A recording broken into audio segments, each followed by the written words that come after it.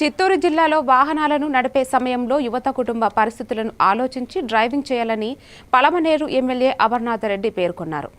Palamaner police శాఖ ఆధ్వర్యంలో ద్విచక్ర వాహనదారులకు హెల్మెట్ ధారణ తప్పనిసరి అనే కార్యక్రమంపై అవగాహన ర్యాలీని నిర్వహించారు. పట్టణంలోని అంబేద్కర్ సర్కిల్లో జరిగిన ఈ కార్యక్రమానికి ఎమ్మెల్యే ముఖ్య అతిథిగా హాజరు అయ్యారు.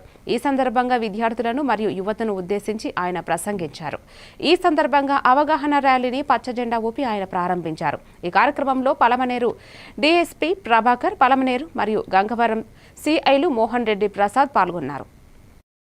వాళ్ళందరికీ కూడా ఎందుకంటే అది ఏదైనా జరగరాంది జరిగితే, ముఖ్యంగా మీలాంటి యూత్ కు అది ఎక్కడైనా జరిగితే అది మీ ఒక్కరికి జరిగే నష్టం కాదు, కుటుంబానికి మొత్తానికి జరిగేటువంటి నష్టం.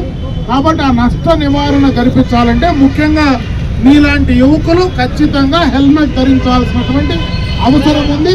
హెల్మెట్ అవేర్నెస్ లో భాగంగా మన ఎమ్మెల్యే గారు ముఖ్య అతిథిగా విచ్చేశారు.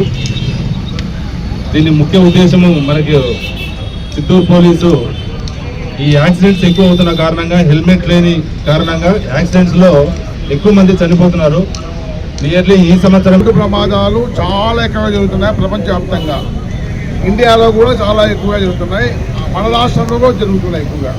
అలాగే మన దగ్గర కూడా ప్రమాదకరమైన రోడ్లు ఉన్నాయి. ముగిలి ఘాట్లో అయితే హెల్మెట్ బరువు కాదు.